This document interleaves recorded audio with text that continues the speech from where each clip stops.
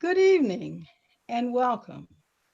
I am Alpha Stevens, President of the League of Women Voters of Anne Arundel County. The League of Women Voters is a nonpartisan political organization that encourages informed and active participation in government through education and advocacy on public policy issues. On behalf of our League, I want to welcome you to tonight's program. A Conversation with Two Daughters, the Fight for Social Justice. We're honored to have with us this evening distinguished guests, author Charlene Butts Ligon and Mary Sue Welcome, Esquire, and of course, our League member and moderator, Yolanda Dickerson. This evening, the daughters will share an impressive and inspirational history of intergenerational civic engagement and social activism. The year 2020 is a pretty significant one in many respects. It is the 150th anniversary of the passage of the 15th Amendment, which gave Black men the right to vote. 2020 is the 100th anniversary of the ratification of the 19th Amendment, affording women the right to vote. 2020 also marks the 100th anniversary of our organization, the League of Women Voters. While 2020 is cause for much celebration, it is also a time for much reflection, because even with the passage of the 15th and 19th Amendments, for many people of color, that right to vote took another 45 years. It took the 1964 Civil Rights Act. It took the 1965 Voting Rights Act. It took a 1966 Supreme Court decision eliminating the state poll tax. And today marks the 55th anniversary of the passage of the 1965 Voting Rights Act. Creating a more perfect democracy is the slogan of the League of Women Voters Centennial Anniversary Year. And this evening, we look forward to learning more about two courageous and tireless champions and their fight to do just that, to create a more perfect democracy. It gives me great pleasure to introduce our featured guest and moderator for the evening. First, Mrs. Charlene Butts Ligon. Ms. Ligon is the daughter of Evelyn Thomas Butts, who was the plaintiff in a landmark U.S. Supreme Court case that abolished the state poll tax. Mrs. Ligon is a retired U.S. Air Force Master Sergeant, the chair of the Sarpy County, Nebraska Democratic Party, and a Nebraska delegate to the Democratic National Convention. Most notably, she is the author of a book which chronicles her mother's life story. The book is called Fearless: How a Poor Virginia Seamstress Took on Jim Crow, Beat the Poll Tax, and Changed Her City Forever. Ms. Mary Sue Welcome is the daughter of Maryland Senator Verda Welcome. Senator Verda Welcome was the first Black woman in the nation elected to a state legislature. A graduate of Howard University Law School, Ms. Welcome is a community activist and a Baltimore attorney with practicing credentials in Maryland, Georgia, and the U.S. Virgin Islands. She holds the distinction as Atlanta's first city solicitor. She holds membership on numerous boards, commissions, and organizations, to include one of her favorite, Baltimore City Healthy Start. Our moderator for this evening is Yolanda Dickerson, Anne Arundel County League of Women Voters member. She is a community advocate on social justice issues and a true historian in her own right. And now for the conversation. I invite you to listen in as we hear from the two daughters whose own lives and careers continue the legacies of their mothers. At this time, I will turn it over to Mrs. Dickerson, our moderator. Good evening, everyone. Good evening, Mary Sue and Charlene. You both grew up with very accomplished and distinguished mothers. Senator Verda Welcome was a Baltimore teacher turned politician, serving in both the House of Delegates and the Senate. She is described as gentle, effective, and engaging, and often was called the lady. Miss Evelyn Butts was a Norfolk, Virginia housewife and seamstress, turned grassroots activist and a compassionate community organizer known throughout Virginia through her activism. She was described as relentless, courageous, and genuine, and was often called the voice. Now let's start our questions for today. Starting with Mary Sue. Your mother, Senator Welcome, was a state congresswoman and senator in Maryland.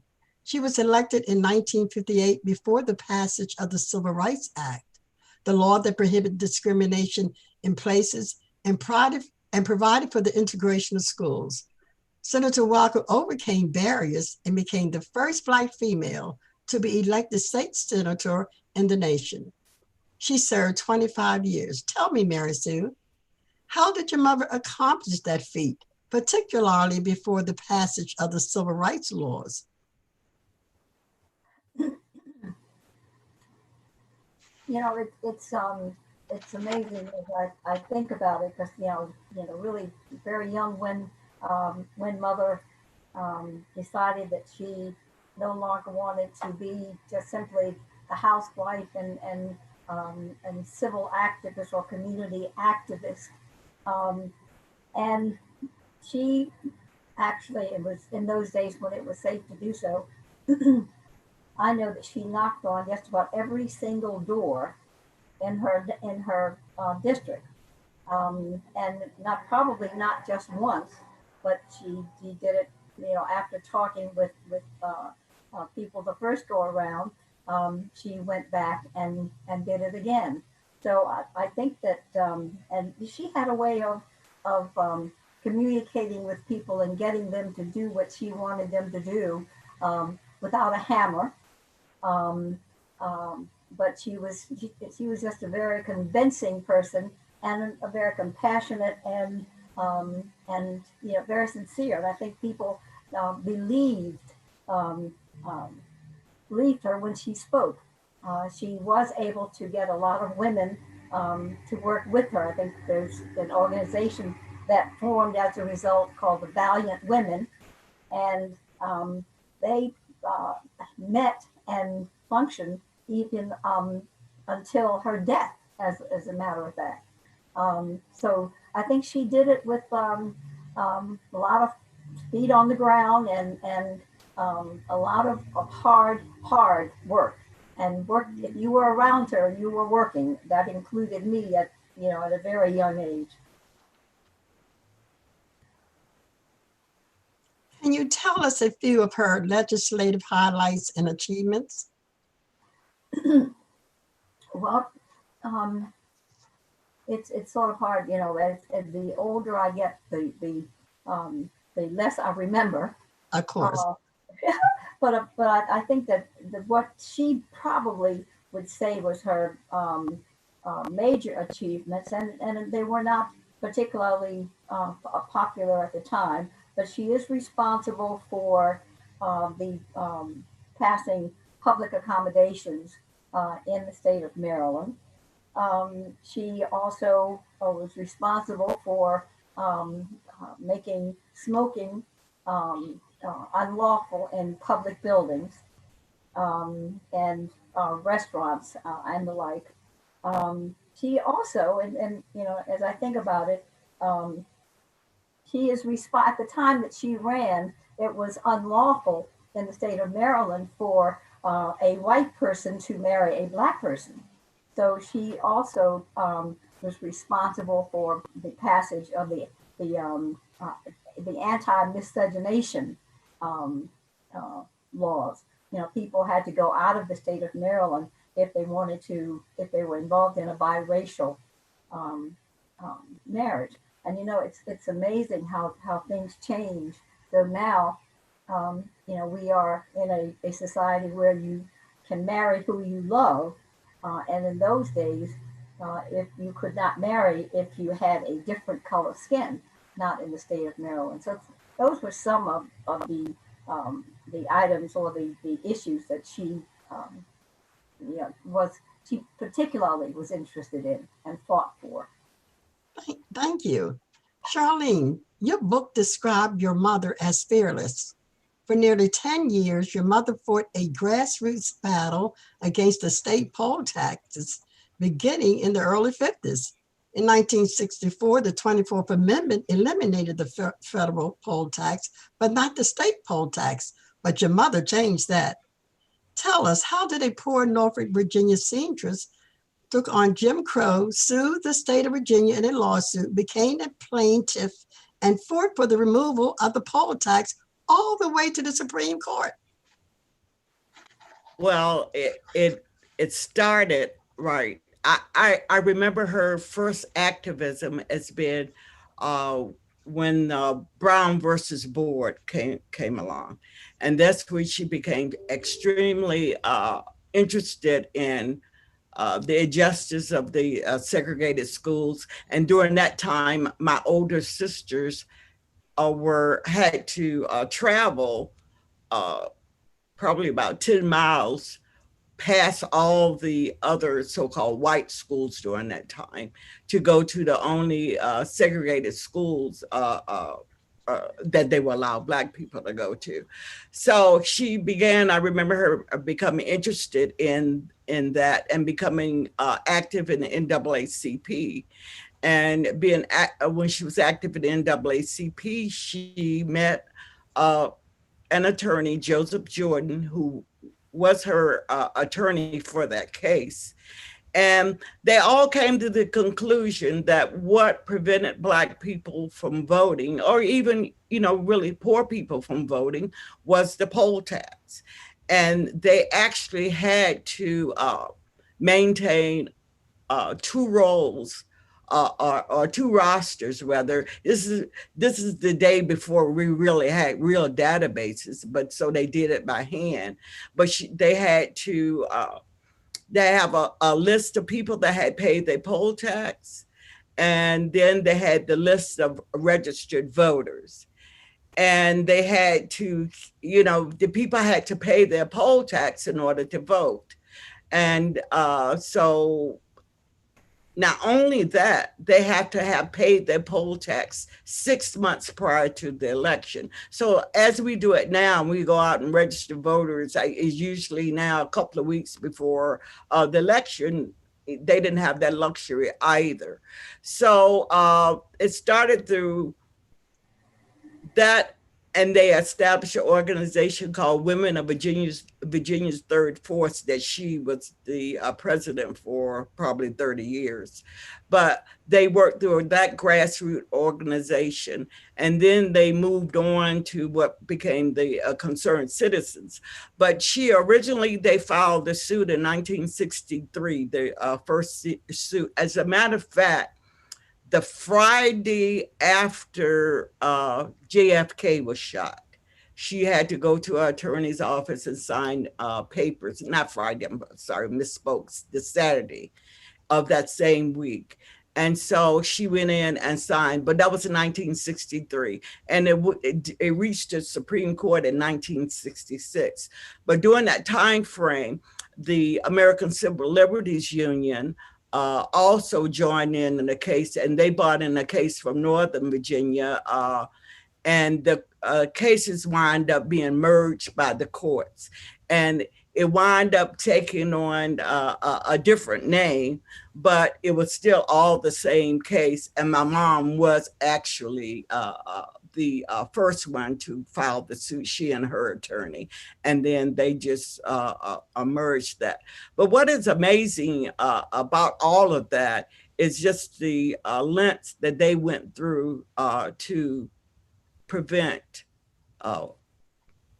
poor people and African Americans from voting. And if you look through the history of voting, you see, and you look through the timeline, and it actually, if, voting first, it was only landowners, white landowners. And then finally it was non-landowners. And then it became Black men they finally let vote. And then, of course, it was a long time before they let women vote. It wasn't until 1924. But still, the Jim Crow laws were started to take a toll on even the Black men voting. In the Deep South especially, they came up with all kinds of laws. And even in Virginia, they had this thing in 1958, they started something called a blank sheet. And they would give, when you went to register to vote, they gave you a blank sheet of paper, and you needed to know what you had to put on that sheet of paper, or else you couldn't vote. So they went through a lot of changes during that time. But actually, in the presence of a registrant, each was expected to write in his or her own handwriting their name, age, date of birth, place of birth, address, current occupation from 1 year prior, whether he or she had voted before, and if so, the state, county, and precinct where they voted, where the vote had occurred. And they had to know this information, and the registrar couldn't help them. So they just handed them a blank sheet of paper. And this was 1958. And this was all during the time of massive resistance in Virginia. And I don't know, maybe some of you might know, but Virginia went to great lengths to not integrate their schools. So I guess I'm not going to take up too much more of the time. We can move on, and I could go on forever. Well, yes. Is that the reason why you co-founded the force? Oh, she co-founded the third force? Women of, yes. They actually, it started to come out of what Mr. Jordan, who was her attorney and activist, and they were friends. It started to come out of what they were actually doing for voting from the beginning. At first, it came out as something they called the third force. And then they decided the women's group would be Women of Virginia's third force. And the third force was just this group of people that thought that everyone should have that right, should take advantage of the franchise. And so through the women, they actually taught classes, and you would say, not really classes, they actually brought people in and told them what needed to go on that black sheet of paper. So when they went down to register to vote, they, wouldn't get turned away. And you know why they got rid of that? It's because white people were failing and were not able to vote. And they figured out that the Black people had the edge because they actually were educating their people on how to register. So they decided, the legislature got rid of it. Very interesting. Thank you, Charlene. Well, Senator Welcome supported a wide body of laws that provided dignity and respect to the people of Baltimore. One was the passage that she spoke of the gun law. Senator Welcome effected social changes through legislation. Charlene Butts formed grassroots civic organization, joined the NAACP, the Third Force, and she fought against redevelopment of the neighborhood that would have kicked poor Black kids out of the neighborhoods. That was the Oakwood Civic League. They both were very active promoting activism. Now I would like to ask, what was the tipping point that activated your mothers to fight for civil rights? What was the tipping point that activated your mothers to fight for civil rights? Mary Sue, would you like to start us off? Well, I think mother taught school for a while. And when it got to the point where my father, who was had been in med school and he was, practicing, when he got to the point where they were able to just live off of his income. Um, she decided that she was going to quit teaching and she was going to become a civic activist on a full-time basis. And she was, I think, the first time that I recall that she became involved in a community issue was we lived in a neighborhood that was, I suppose in these days it might have been considered a middle class neighborhood. And there was a law that was passed that required people to have fire escapes on their homes. And the Baltimore City was coming through the neighborhoods and making people put fire escapes on the front of their homes. And you can imagine how grotesque the homes would appear. So I think that was the first battle that I think that she waged and won. At that time, people then started coming to her, Miss Welcome, I'm having a problem here. Miss Welcome, can you help with this problem? And she, would always do her best to help, but she realized that she had to always go to someone else to help solve the problem. And she said, and it was invariably, someone that was in politics or in government. So she decided, well, let's see, since I need to, help my people, I think I will run. And this was met with that she decided she would run for the House of Delegates. And this was met very favorably by a lot of people. It said, yes, Verda, we'll help you, we'll do this. And so she ran, and as I said before, of course she won. But in those days, there was, and I think this was one of the things that bothered her so much. There was a white person who was the boss. He was the Baltimore cities. In fact, it took on a lot of other areas and communities as well. But he controlled so many persons who were in the legislature, and this did not sit right with her. But she ran, she won, and she defeated his person. And I think most people know him as Jack Pollock, who was the boss and was the person, he was the godfather. People would come to him and genuflect and kiss his ring and get favors from him.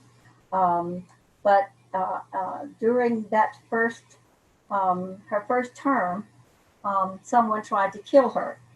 And it was the men who, they were ultimately found, arrested, and prosecuted successfully and served jail time.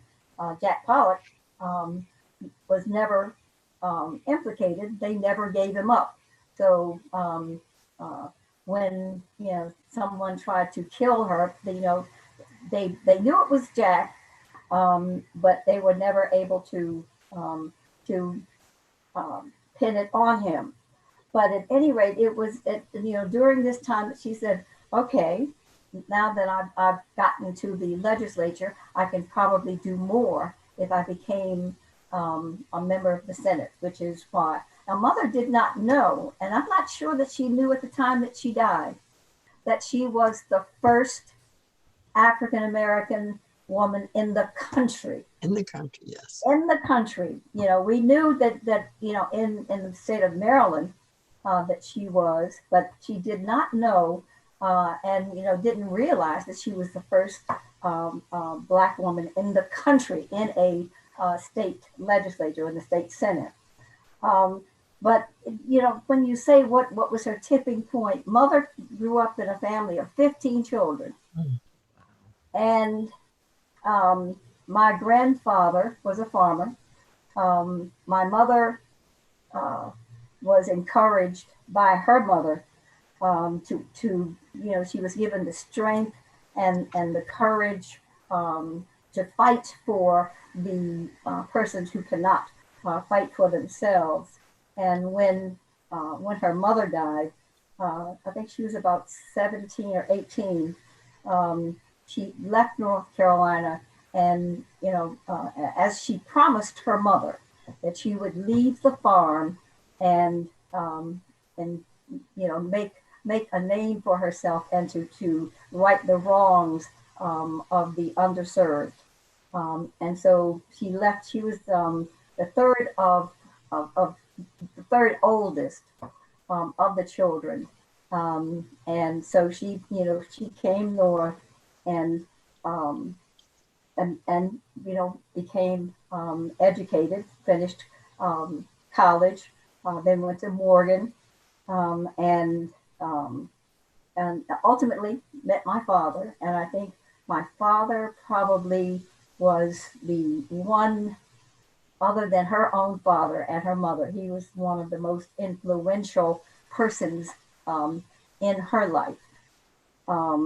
Yeah, mother had also, it's really strange, the person, she met my father while being a waitress in Ocean City. When she was in the legislature, in the Senate, they had um, a conference, and in Ocean City. And of course, my mother, being the only, you know, black to attend in the Senate, she was given a room in the basement of the hotel next to the boiler room. Mm. And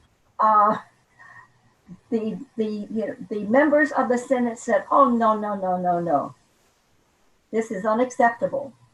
And it was decided that they would all leave if she was not given a better room. And it just seemed just, you know, so ironic. She met my father, who was, you know, washing dishes, and she was a waitress in Ocean City, to, you know, go full circle and to have been, you know, she managed to leave the farm to come to the city, and then she got in the legislature and was still treated in such a horrible, horrible way.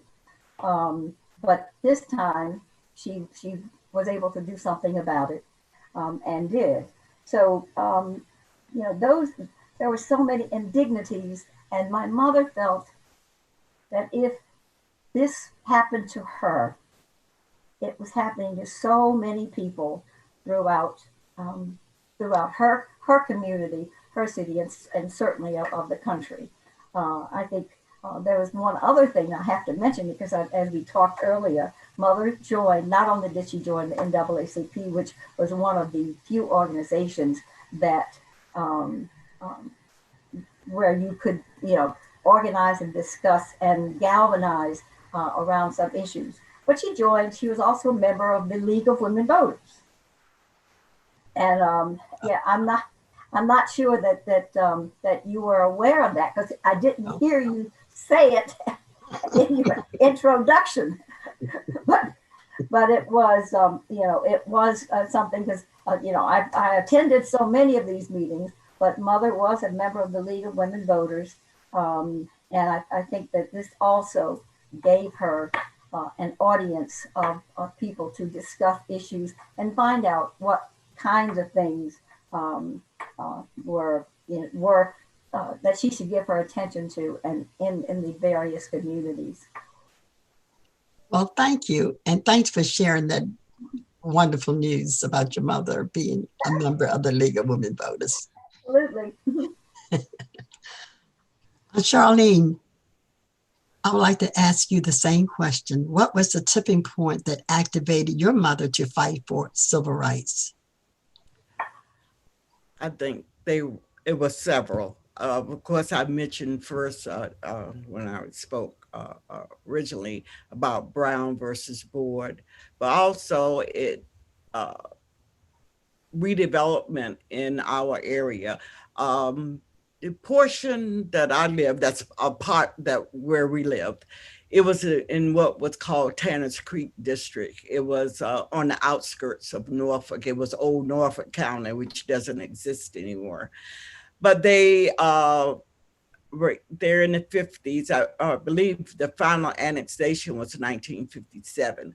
But they had been talking of redeveloping our area, and it was felt that the area was prime real estate. And my mom, my parents had always been homeowners. Well, originally, after my dad came back from World War II, he came back as 100% disabled. He served in the South Pacific, but they purchased the home that they had been renting before my dad went into the Army. And my mom did not want to move. She didn't want to live in an apartment. She thought that everyone should live in a house. So that made her really interested in fighting the annexation as proposed as redevelopment and tearing down the whole neighborhood. And our neighborhood was a mixed neighborhood of mixed housing, I'll say. You know, there were houses that were really nice, and then there were houses that were no more than shanties.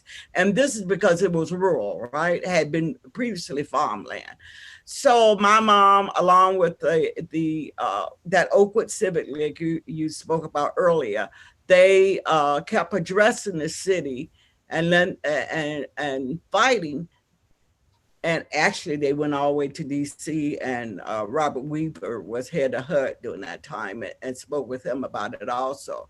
But they finally got them. They redeveloped a portion of that community, but they won. The majority of the property was not redeveloped. They allowed the homeowners to fix up their property. And as a matter of fact, Model City program and later, due to Lyndon Johnson poverty program, was a help because some people were able to get either low interest loans, or even some people got grants to fix up their property. So they were able to get sidewalks, paved streets, indoor plumbing, and those things that had been plagued. So that's kind of what sparked her, because she started to go to the Civic League.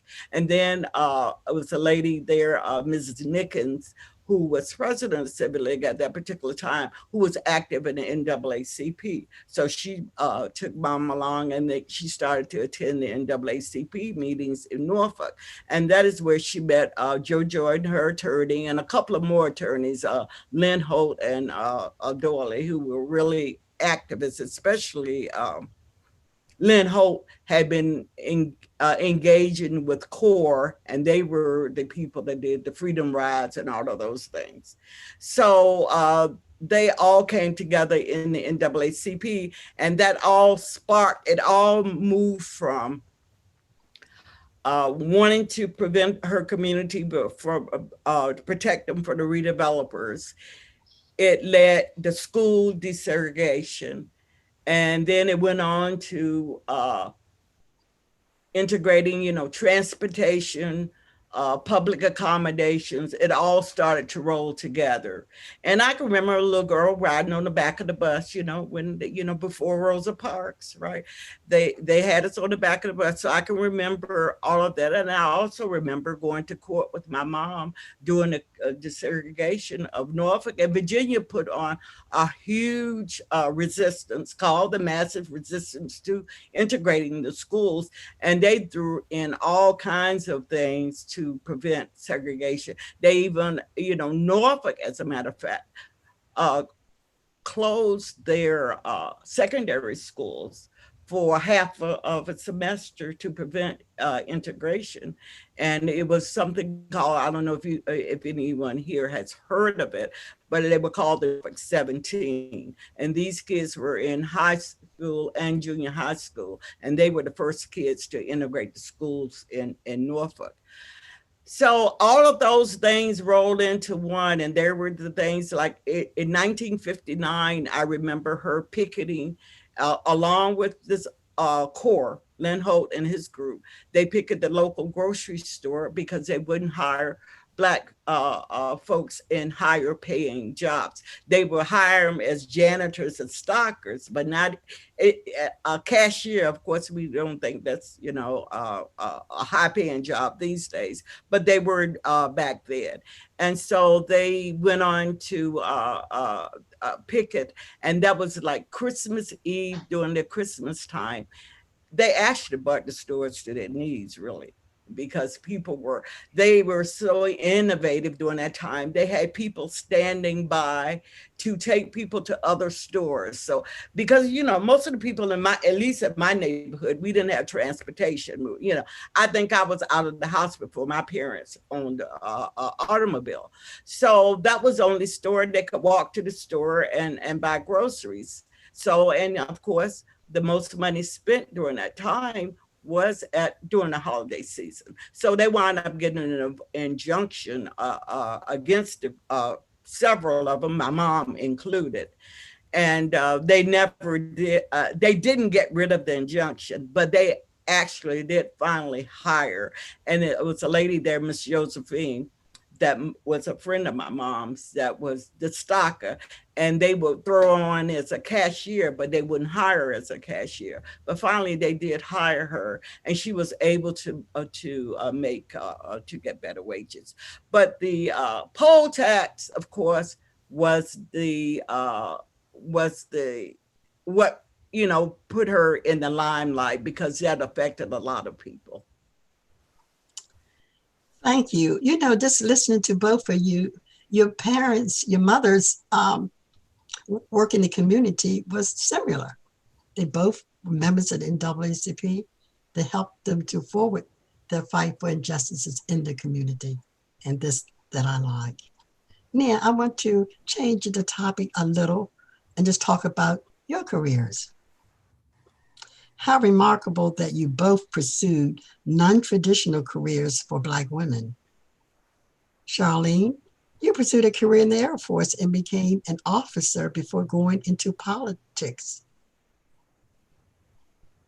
Were there any experience of social injustices, issues that you were faced with that you can tell us about during your career in the Air Force? Yes, they certainly were. And to get it straight, I wasn't a commissioned officer. I was a non-commissioned officer, and I served as a meteorologist in the Air Force. But my first duty station was Minot, North Dakota, right? Think about that. And I was, when I entered the Air Force, actually, I was divorced from my first husband, and we had 2 kids together, and I had custody of my 2 kids. And the first thing I needed to do was find adequate housing for us. And I looked and looked, and of course, the housing office had a list of available units, and I thought I found a unit. So I went to interview with the landlord, and at that particular time, he showed me the unit, and he said that they were in the process of renovating it, and it wouldn't be ready for a couple of weeks. So then he called me back, and he said that the unit had already been rented. And I knew better than that. So I actually referred to the housing office and lodged a complaint. And during that time, they sent out someone from HUD, from Denver, Colorado, as a matter of fact. And she couldn't get them to settle. So finally, I guess being my mother's daughter, I called the American Civil Liberties Union in Denver also, and they sent me an attorney, and then I had an attorney in town. So I sued the landlord for housing discrimination, and we settled out of court. And but there are also, women have come a long way in the military, but during that time, now I was in the military from 1975 through 95. So of course, I've been out quite a while and things have changed. And I know folks have seen in the news that women are still having problems with sexual harassment and those kind of things. So I think I never encountered the sexual harassment portion of it, but I did encounter the expectations or that or lower expectations. You could always know it was either because I was a woman or because I was a Black, that they didn't expect me to perform as well as the men or my white counterparts.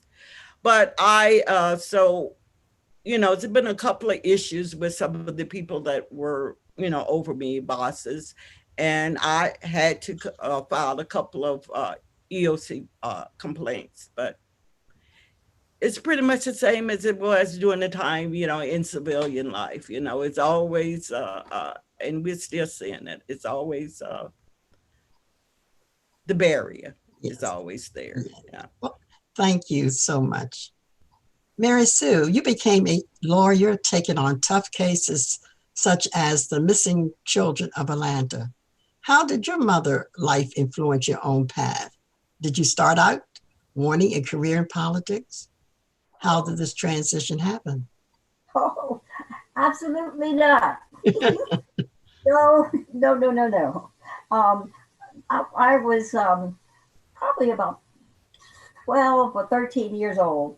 I was, campaigning with my mother, knocking on doors and of course, going to so many meetings with my mother. I was a very shy person, as a matter of fact, when I was younger. But I soon, got rid of that as the older I got. Going to meetings with my mother, whether they were political or an apolitical or just organizational events. But, I was usually the only child there. So I learned at a very young age how to talk to people and to stand up and speak, speak my mind. But I decided when I was about 12 or 13, during the times that we were, campaigning, I realized that there were so many people who did not know their rights. They didn't know that they, had the constitutional right to certain things. So I had decided that at that age that I was going to go to become a lawyer and help people understand their rights. Well, that's as time passed. I think my focus became a little different. Whether I'm not sure that I had total control over the path that I took. But when I was 16, I was arrested while in sit-in demonstrations, and I remember my mother saying that she was frantic when she got the phone call that I had been arrested. She knew that I was participating in a demonstration.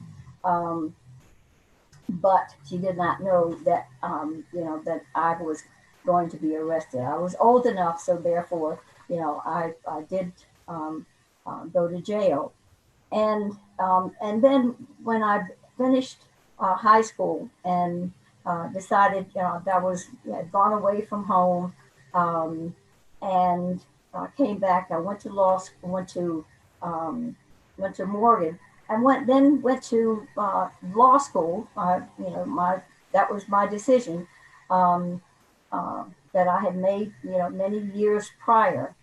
And then I decided that I wasn't coming back to Baltimore. And of course, a lot of people, said, you should go back to Baltimore so that you can follow in your mother's footsteps. Well, I said no.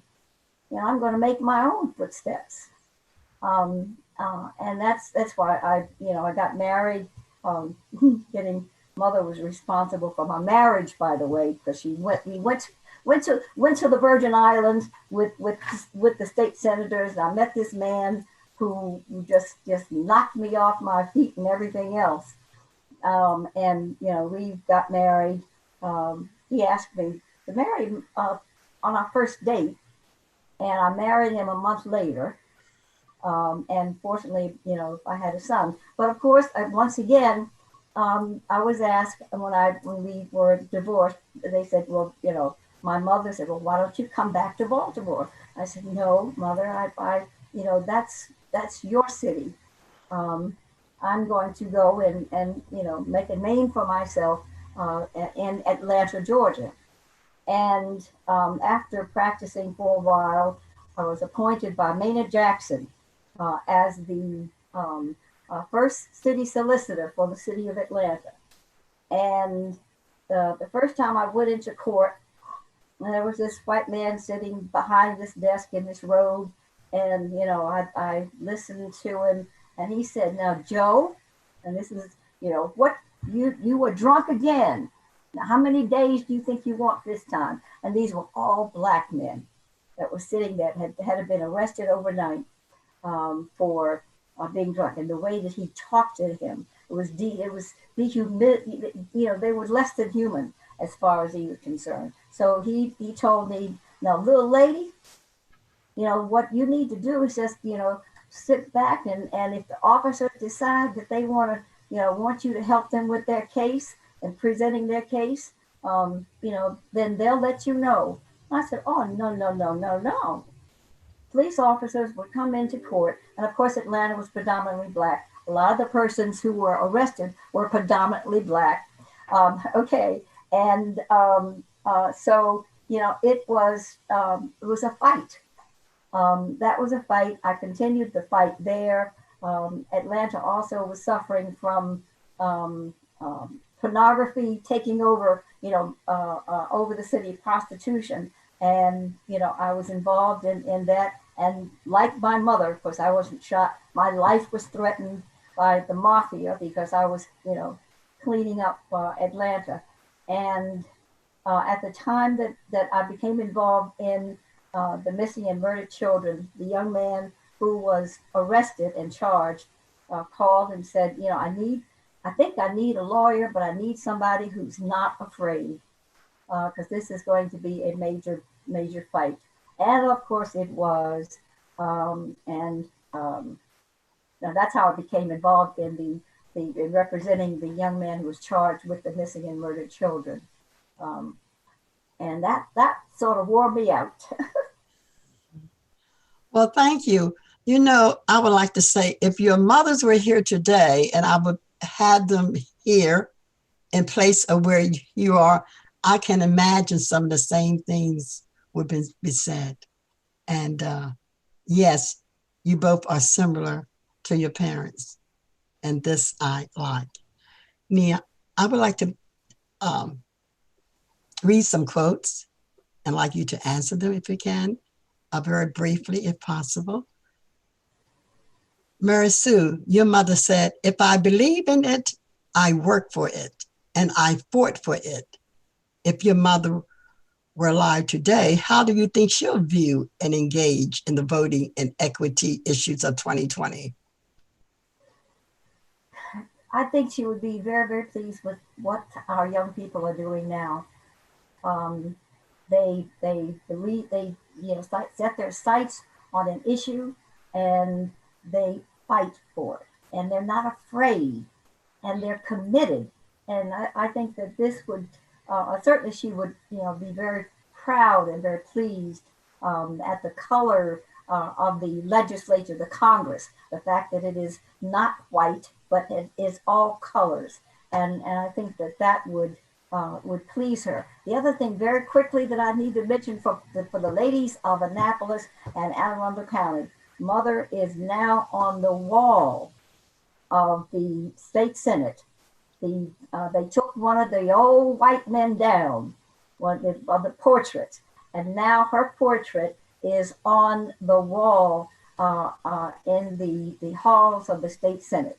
And I think that is something that, I think it would bring, I don't think I saw Mother cry too much, but I think that would bring tears to her eyes to see that that and it was one of the persons who signed the Declaration of Independence. One of their pictures that was taken down, and her picture is now on the walls. And I think that is something that would just, bring tears to her eyes if she saw that. What a beautiful tribute to have Senator Walker's portrait placed on the wall at the General Assembly. And I can say that I was in attendance at that ceremony. Charlene, your book Fearless opened with the quote, "Struggle is never ending process. Freedom is never won. You earned it in every generation." Now, what advice would your mother give to young people today? Like Mary Sue, I think that she would be proud of them because, my mom. It's just like those who the kids that are protesting today. She started off young, and I can in the books I know I mentioned that they called them, the term then was militant, right?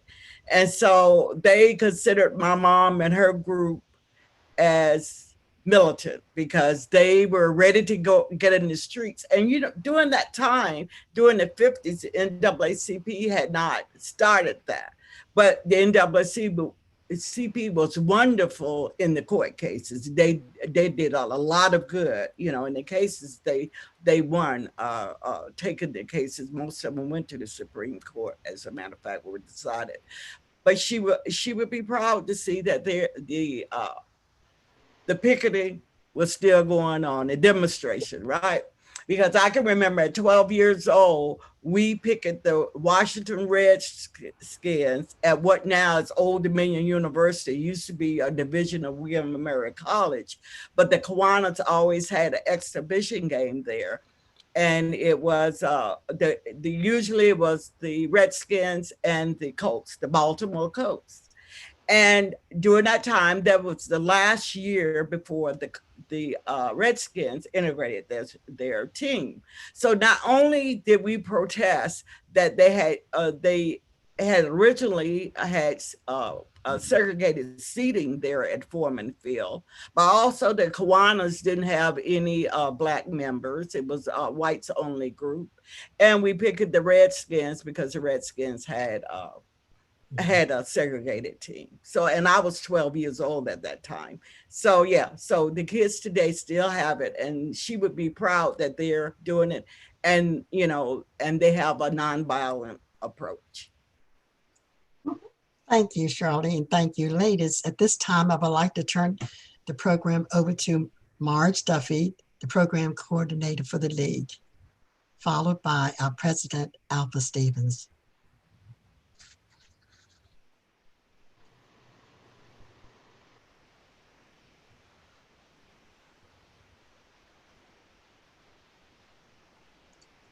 Marge Duffy, please. I need to unmute. Hi there. Yolanda, thank you so much. You always so beautifully engage everyone. You bring people to the table. So thank you for moderating tonight. And Charlene and Mary Sue, I can't thank you enough for taking time from your schedules and being part of our family tonight and sharing your extraordinary lives with us. And this year, as we celebrate the Year of the Woman in Maryland, we salute you and your mothers. They were definitely historic greats among the civil rights leaders. And mostly we hear about the men in the movement. We always hear about the men. But tonight you really opened our eyes about rights that your mothers have fought for. Senator Welcome.